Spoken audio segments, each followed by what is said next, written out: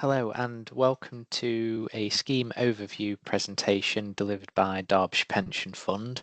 This was originally delivered on the 18th of September 2025, but unfortunately due to technical difficulties we were unable to record the session. So myself and my colleague Vincent are re-recording our commentary over these slides to publish to the website.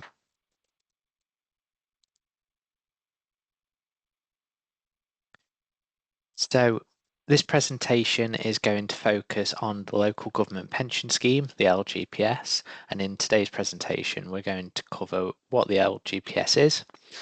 We're going to cover protection for you and your family, things such as death grant lump sums, survivors' pensions, etc. What it costs to be a member of the scheme, and the alternative 50/50 option for those that are struggling to make the contribution payments.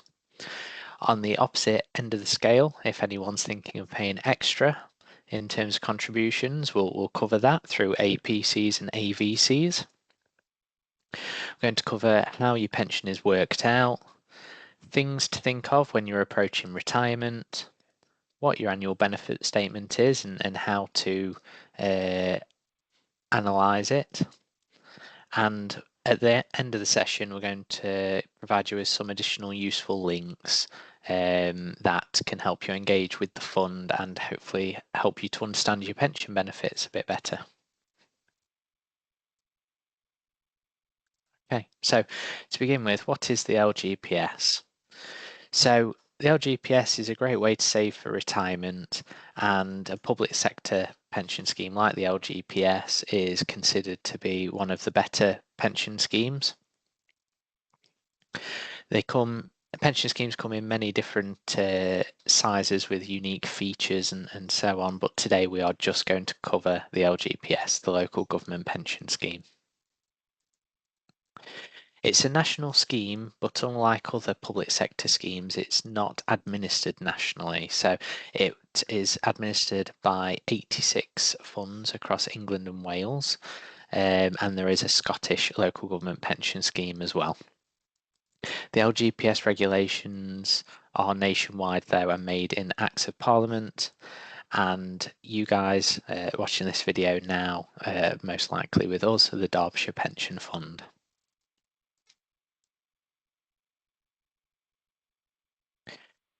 In the LGPS there are generally three types of members.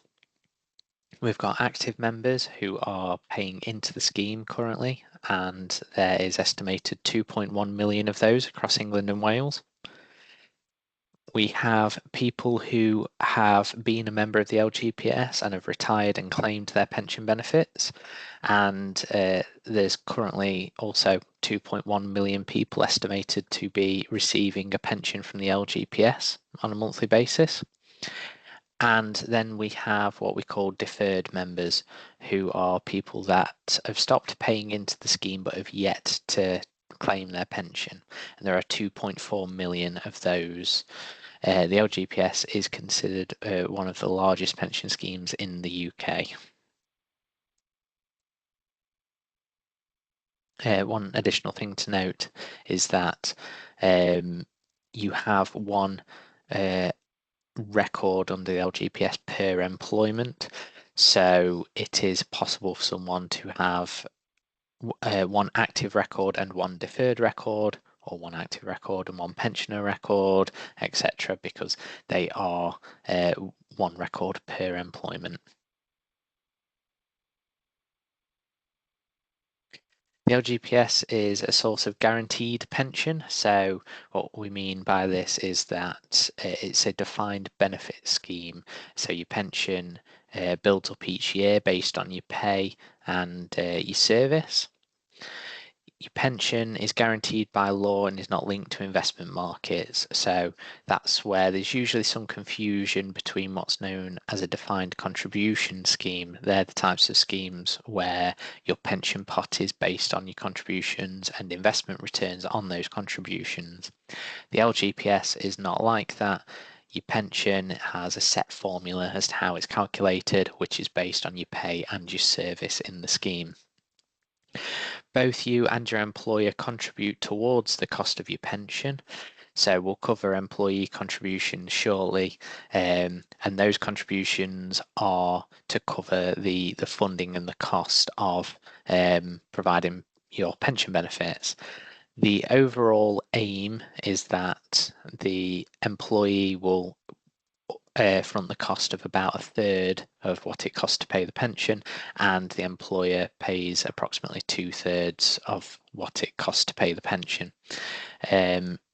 On average across the country, that means that employers have an average contribution rate of 13%, but in reality, a lot of employers pay more than that, and that employer contribution rate is set per employer and is based on many different factors determined by the scheme actuary every 3 years, where they set the employer contribution rate for the following 3 years. Since the 1st of April 2014, the LGPS has been what's known as a Career Average Revalued Earnings Scheme, stands for CARE, C-A-R-E. Your pension builds up on this basis on that we take your pay every year, and the accrual rate is 1/49th. So every year, take your pay, your actual pay, and divide that by 49, and that gets added onto your annual pension each year. That happens every year from 2014 onwards, and your pension at retirement is the amount that has been built up over those years, plus any increases for the cost of living. So every year your pension gets revalued in line with inflation, in line with Consumer Prices Index, CPI, and you'll see an increase to your pension benefits every year for this. Where CPI is ever negative, like it was in 2016, active members that are paying into the scheme will unfortunately see that reduction in line with CPI, but our deferred members and pensioner members, they do not see that reduction because by law their pension benefits cannot go down. So if CPI is ever negative like it was in 2016, deferred and pensioner members just see their pension continue as it was. The LGPS is also a tax-efficient pension saving, so you receive tax relief on the contributions that you pay. So what that means is that your contributions come out of your salary before tax. And when you come to claim your benefits, you can choose to convert some of your annual pension into additional tax-free lump sum when you retire. We're going to be covering that in a bit more depth shortly. So we'll quickly go over the different tranches of service in the scheme and how your pension benefits are accrued throughout those periods. So before the 31st of April 2008, we were a final salary scheme and the accrual rate was 1/80th. So what that meant is that under the final salary section of the scheme, your pension accrual is based on your pensionable service times by your final pay, which is generally your full-time equivalent salary, divided by the accrual rate. So if somebody had 10 years worth of service from 1998 until 2008 and they were on £35,000, the formula is basically 10 years worth times the £35,000 full-time equivalent salary divided by 80. In the portion of the scheme up until 1st of April 2008, members also accrued an automatic tax-free lump sum. In our letters, you might see that referred to as the minimum lump sum entitlement. That accrued at a 3/80ths accrual, so it's essentially 3 times the pension that you built up in that period.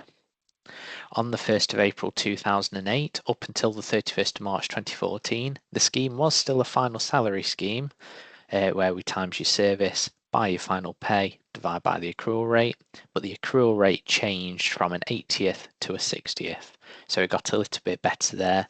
If you think of 2 cakes, one cake being split between 80 people and another one being split by 60 people, the cake that is being split by 60 people will generally have bigger slices.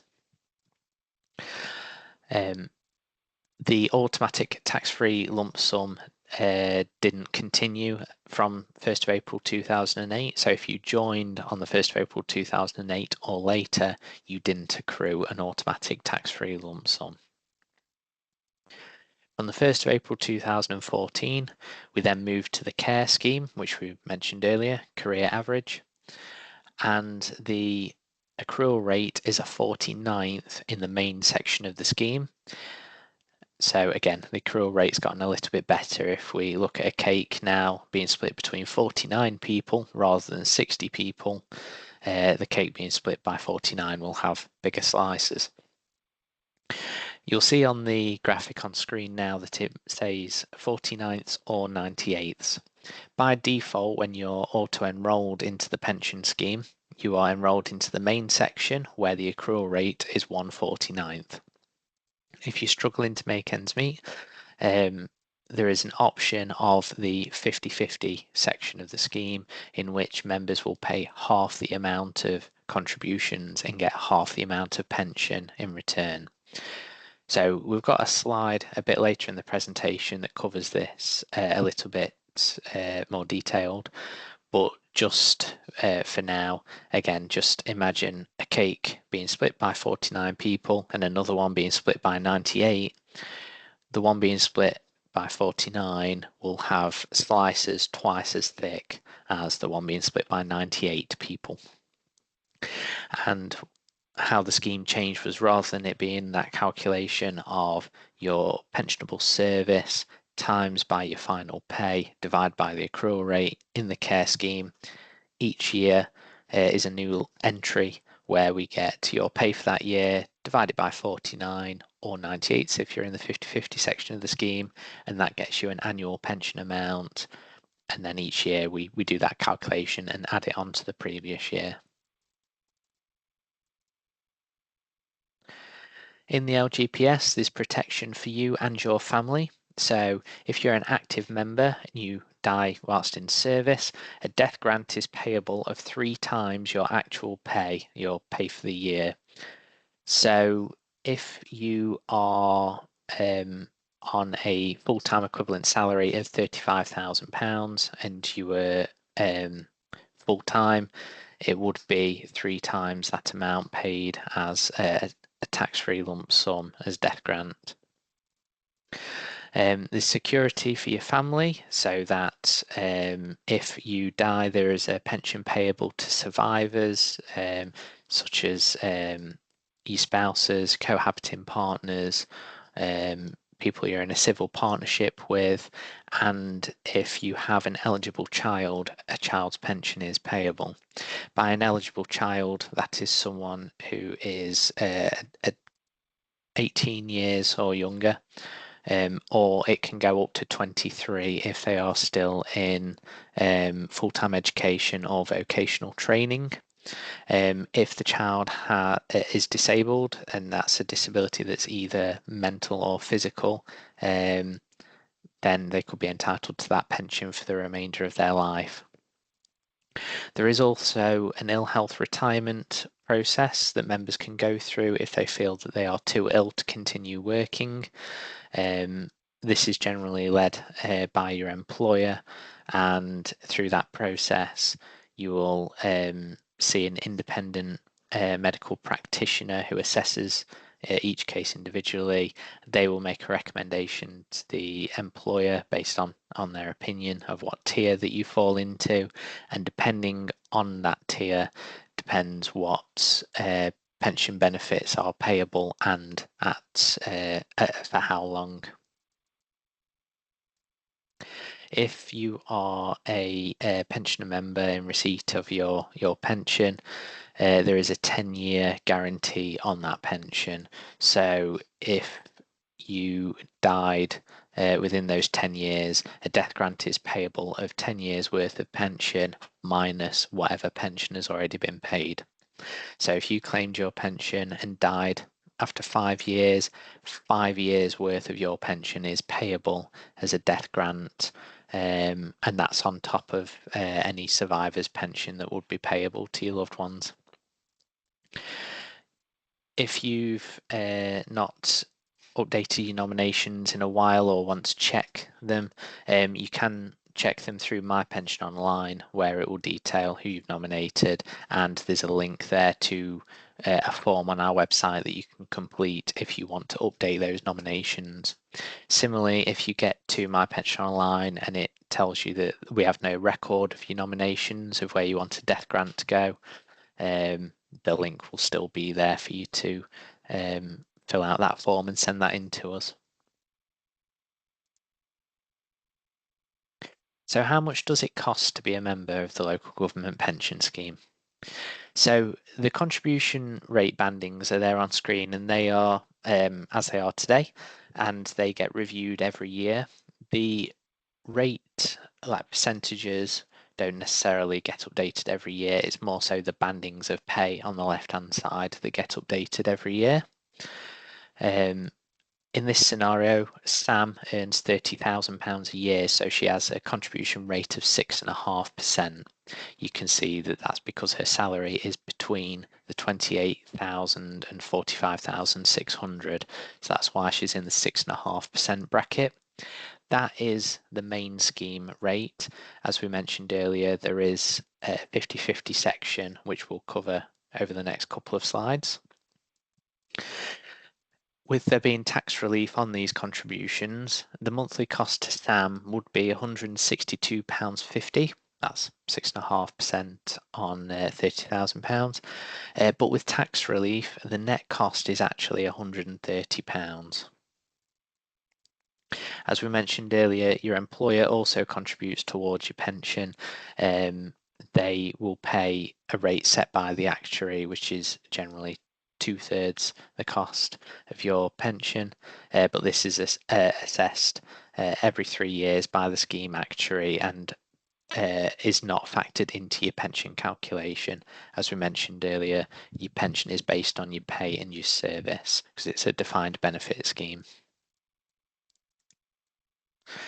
So we've spoken about the cost being in the main section of the scheme. Now we're going to touch on the 50/50 section. So in times of financial hardship, you can opt to join the 50/50 section of the scheme. In this scenario, Howard has a salary of £24,500, so he falls into the 5.8% bracket. From this, he gets an annual pension build-up of £500. And if he was to die in service, a death grant lump sum of £73,500 would be payable to whoever Howard has nominated to receive that death grant. So the £500 annual pension build-up is the £24,500 that Howard earns every year divided by 49 because that's the accrual rate. And the £73,500 is 3 times Howard's salary. If Howard opts into the 50/50 section of the scheme, you can see that he's paid half the amount of contributions. So rather than 5.8%, he's paying 2.9%. In return, though, Howard's pension accrual is also halved. So rather than £500, he's now accruing £250 annual pension every year. But the death in service lump sum has remained at £73,500 because that's just 3 times Howard's salary. Your employer goes through automatic enrolment every 3 years, and when they cross that date, anyone who's in the 50/50 section of the scheme will be automatically brought back into the main section of the scheme, and you'll have to make another election to go back into the 50/50 section again if that's the section you want to remain in. So we've covered members that perhaps are struggling to make ends meet and would like to pay less contributions, but now we're going to talk about the other end of the scale of members wanting to pay extra. So in the past, there's been different ways that you can increase your pension through additional contributions, but now there's only the two ways that are on screen currently. There's additional pension contributions, APCs, and additional voluntary contributions, AVCs. If we look at APCs, the left-hand side first, APCs are extra contributions to buy annual pension from your LGPS fund. The APCs are taken directly from your pay, and the extra pension is paid with your normal LGPS pension. On the screen currently you can see both a link and a QR code that you can follow that would take you to an APC calculator. This will help you work out how much an APC will cost to purchase additional pension. The maximum additional pension that you can buy currently is £8,903. And the cost of that differs depending on how long that you want to pay those contributions for, and whether that's over monthly payments or a one-off lump sum. Other things factor into it, such as your gender and your age. On the right-hand side, we've got the additional voluntary contributions, AVCs. These are taken from your pay but transferred to your own personal account with Prudential. Prudential are the fund's in-house AVC provider. And you use AVCs to purchase extra annual pension from the LGPS or another provider, or you can take it up to 100% as a tax-free lump sum, subject to lump sum limits. Some extra notes on each side here. APCs, you can pay monthly or make a one-off lump sum payment. As we mentioned earlier, the cost depends on how much extra pension you want to buy, your age, and how you spread the payments. It will increase and decrease in line with inflation, so contributions may alter in the future as well with this. There's no investment opportunity, so it's almost like a bit of a contract where you're specifying the amount of pension you want to buy, and through that you've confirmed the amount that you're going to be paying. So there's no wiggle room there for investing that to make more money or anything like that. And there's no option to buy additional survivor's pension or benefits. On the flip side, with AVCs, you decide how much you pay. So if you want to alter your monthly payments, you can get in touch with the Prudential and arrange for that amount to be changed. You decide where to invest your money, and you can review your choices regularly. So you can log in through the Prudential's online portal to change where those investments are and keep an eye on how your AVCs are doing. Your AVCs will increase or decrease in line with investment performance. So there's the difference between that and the APCs, so that they are dependent on the investment performance. And through AVCs, you have the option to increase survivor's pension or life cover. So you can see that there are some differences there, and really it's down to you as the individual to determine which is the way that you want to go with those. If you are in the 50/50 section of the LGPS, however, just to note, you are not able to do APCs, so the left-hand side of the screen now. You have to be in the main section of the scheme to take out an APC contract. Okay, so now we're going to move on to something known as the McCloud remedy, and we've got a short video that we're going to play that will hopefully give you a bit of information about the McCloud remedy and how it may affect you.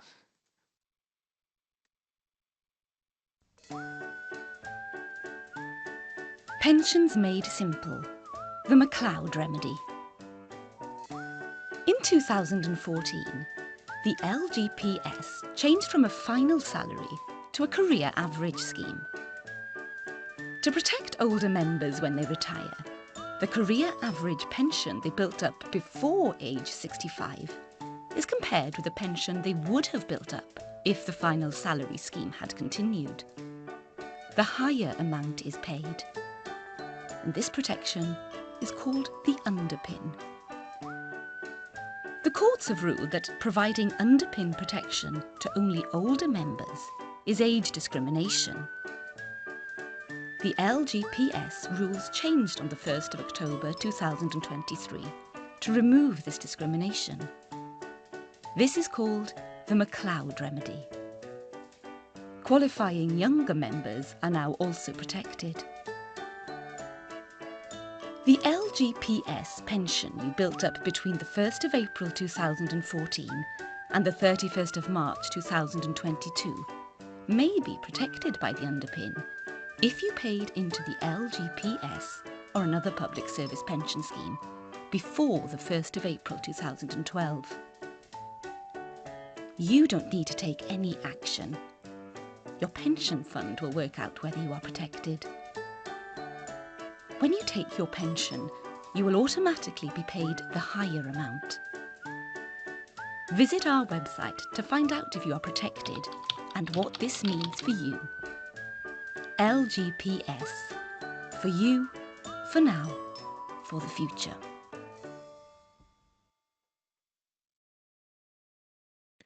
Okay, so now I'm going to hand over to my colleague Vincent, who will give you a few more points on the McCloud remedy. Thanks for that, Luke. So just a few words on the McCloud remedy. So as the video has just explained, LGPS funds are currently working out who is affected by the McCloud remedy, and if you are affected, we'll include it within your pension figures. So most people won't actually get an underpin addition because the care pension will be higher than the final salary, as 1/49th is bigger than 1/60th. You don't actually need to do anything, and if you do have an underpin, it will be included within your pension calculations, and we'll tell you if one's been included in it as well. So if we move on to leaving the LGPS, most people will have many jobs in their working life, and not everyone will stay in the LGPS until they retire. So if you've been an LGPS member for more than 2 years, you'll be entitled to something called deferred benefits, and you can choose to leave your pension in the LGPS and take it when you're ready from age 55. But just to make you aware that the normal minimum pension age is changing to 57 with effect from 6th of April 2028.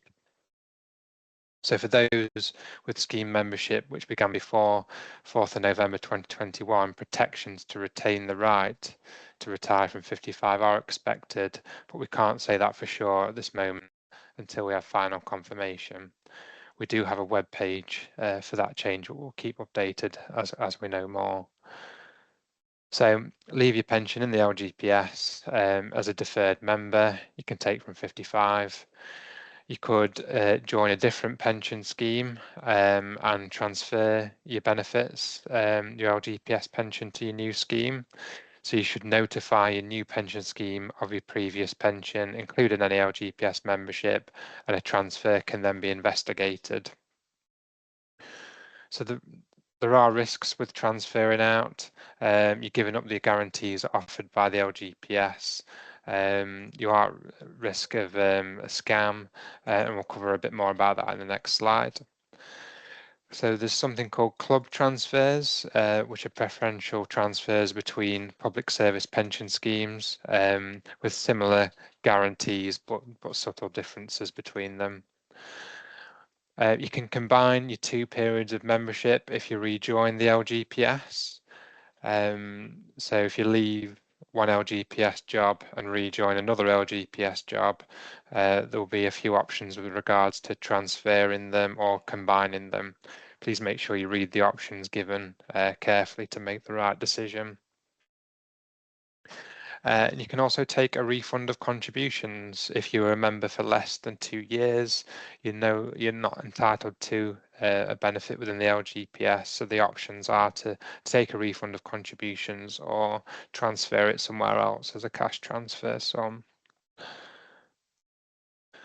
So if we move on to scams, so can you spot the warning signs of a pension scam? So tactics include offering free pension reviews or health checks, promising better returns on savings, suggestion that you try and take your pension before age 55, promoting tax loopholes, pension loans or upfront cash, forcing you to act quickly with tight deadlines or once-only deals, and contacting you out the blue. So cold calling is against the law, and no company should contact you about your pension unless you've asked them to. And once you have transferred your pension into a scam, it is too late. You could end up losing all your pension savings. So we always recommend independent financial advice, which is compulsory for some transfers over £30,000. Okay, so if we move on to retiring, so if you are thinking of retiring, what depending on what age you are, so we've got normal pension age. So your normal pension age is the date that your pension is due unreduced, which is usually a state pension age or age 65. It can be earlier if you're a deferred member with older membership, and there's no consent needed to leave your job voluntarily. And what we've got as well is we've got early retirement, so that's leaving before your normal pension age, so between 55 and your normal pension age. Again, that minimum age is changing from 55 to 57 from 6th of April 2028. Your pension will be reduced for taking it earlier than your normal pension age, and there's no consent needed for early retirement. And then there's what's called late retirement, which is leaving after your normal pension age. So you can retire anytime after your normal pension age up to age 75, which is when you must take your pension, even if you're still working in the job. And there are pension increases that apply for late retirement as well. And there's no employer consent needed to take late retirement as well. So if you join before 1st of April 2014, you can't take your final salary benefits and take your care benefits later. You have to take it all at the same time. Okay. Move on to early retirement reductions. So we mentioned if you retire early, you get reductions applied to your pension. So these are the reductions for each full year. The table breaks down into whole years early, the percentage reduction to your pension, and the percentage reduction to your lump sum. So as you can see in the automatic lump sum column, it only goes up to 10 years early, and that's because any automatic lump sum is payable from 65, and the earliest you can go is 55, so the maximum reduction will be a 10-year one. So actual reduction is based on the exact number of years and days early, so any reductions will be proportioned on a day-to-day basis. So for example, and if you go, say, 1.5 years early, your annual pension will be reduced at somewhere between the 4.9% and the 9.3%. And you will only have an automatic lump sum if you join before 1st of April 2008. If you started after that date, you won't have one. So final salary benefits can be paid without a reduction earlier than your care benefits. So this is normally age 65, but if you meet something called the rule of 85, it means that some members pre-1st of April 2008 benefits can be paid more towards age 60, depending on how many years of service you've got. So you could be in a situation where you have 2 or 3 normal pension ages. So your 80th or your pre-2008 could be payable from 60. Your 08 to 14 or 60ths can be payable from age 65. And your care membership after 1st of April 2014 can be payable from your state pension age. So you can see the reductions that would apply to your pension by using the voluntary retirement benefit projector on My Pension Online, and by selecting different dates that are earlier than your normal pension age, you'll see the effect of the reductions being applied. So the reduction factors do change every so often. These are available on our website should you want to check what they are currently. Okay, so if we move on to flexible retirement. So this is a type of retirement that you may wish to consider when coming to thinking about retirement. So for flexible retirement, it depends on your employer's policy, and you also need their consent to retire on the grounds of flexible retirement. So to do it, you must reduce your hours or grade. It's usually hours, and it's usually at least by half you have to reduce your hours. So the pension benefits you take will be reduced if they're taken earlier than your normal pension age. The rule of 85 will be taken into account, and you can take some or all of the pension already built up and continue to build up a second pension in the reduced hours post. So if we move on to redundancy/efficiency, so if your pension will be paid immediately and unreduced if you're made redundant and you're aged over 55, your pension will be based on the benefits you've built up to that date that you are made redundant. There is no option to defer payment or transfer to a different scheme or combine your benefits if you rejoin the LGPS. You must take your pension from that date. You can't just decide you're going to be made redundant. Your employer must agree to it. There is likely to be a shortfall cost for going before your normal pension age, which your employer will have to cover as a result of making you redundant. So the previous government actually planned to restrict exit costs in the public sector. So this is all the exit costs based on your redundancy payment and also pension shortfall cost, and that was planned to have a cap on it. Currently is just sitting there in the background, not in force at the moment, but could be introduced in the future if the current government adopts that policy. If we move on to ill health retirement, so there is that provision there that if you do become ill, that you could be entitled to your pension, and some with depending on the illness that you have, that can be an enhanced pension as well. So to meet the criteria, based on the opinion of an independent doctor, your employer determines two criteria: whether you're permanently capable of discharging efficiently the duties of employment that you currently have. And the second criteria is that you are not immediately capable of undertaking gainful employment. So gainful employment is paid employment for 30 hours a week for a year.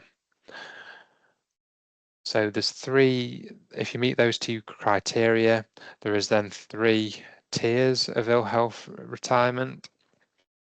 So tier 1 is the most severe, which is where you are unlikely to be capable of gainful employment before your normal pension age. And that will mean that your pension is paid with no reduction, and it will be enhanced as if you had worked all the way up until your normal pension age. So tier 2, slightly different in that you're unlikely to be capable of gainful employment within 3 years of leaving, but likely before your normal pension age. So again, your pension is paid with no reduction, and there is 25% enhancement of what tier 1 would be. And then tier 3 is where you're likely to be capable of gainful employment within 3 years of leaving. So your pension is still paid with no reduction, but there is no enhancement, and it's paid for a maximum of 3 years at this rate, with a review after 18 months. However, with the review after 18 months, if your condition does worsen, then there's a potential to be upgraded to tier 2, and the same at the end of the 3 years. You can have another review, and if your condition is worse, and you may be put up to tier 2 at that point, depending on the situation. Okay, so In terms of retiring and taking a lump sum, so members can swap pension for lump sum, whatever type of retirement they're taking, whether it be voluntary, flexible, redundancy or health.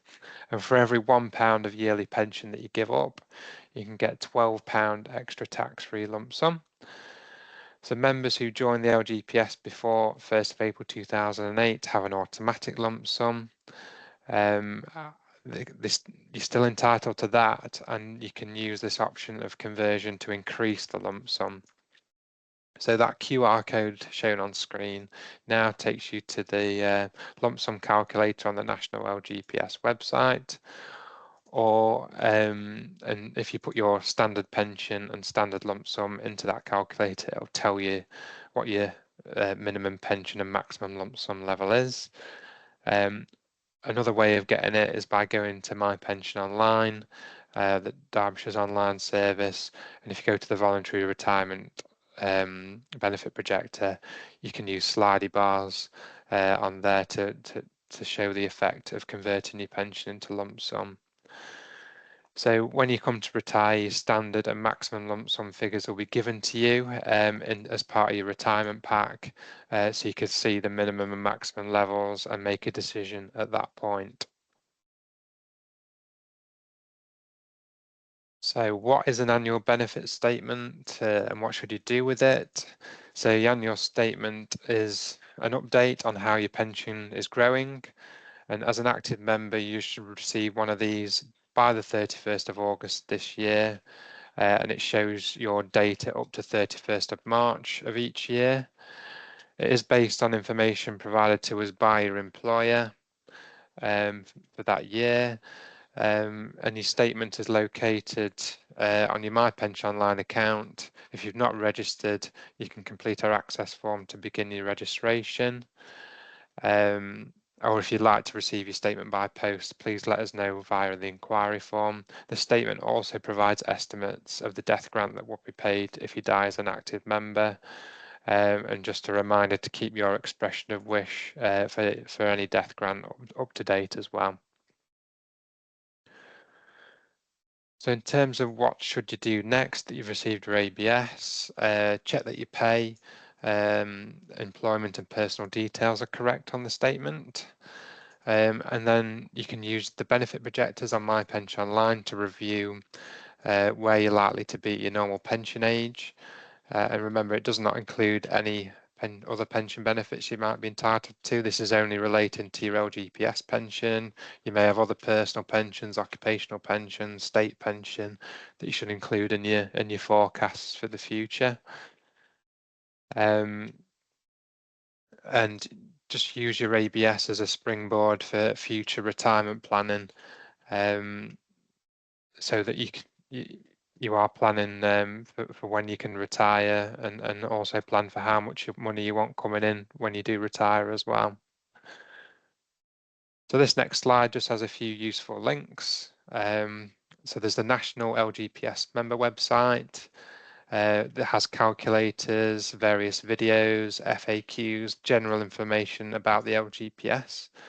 There's a Derbyshire Pension Fund's website, which also has lots of details for active members, deferred members, pensioner members, lots of forms and guides to help explain all about the LGPS.